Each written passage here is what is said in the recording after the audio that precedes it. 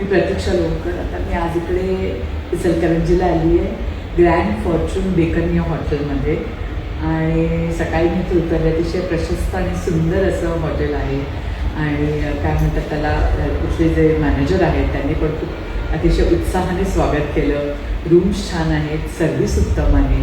त्यामुळे जे आपण एरवी बघतो अनेकदा की मुंबईच्या बाहेर तुम्ही गेलात की अनेकदा असं असतं की तेवढं काम पटकन होत नाही किंवा एक प्रोफेशनलिझम नसतो.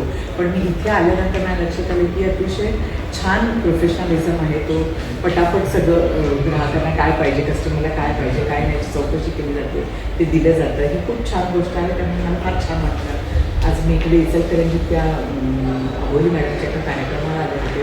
कार्यक्रम तर छान झालाच, पण त्याचबरोबर या हॉटेलमध्ये मला जाऊन खूप छान वाटलं.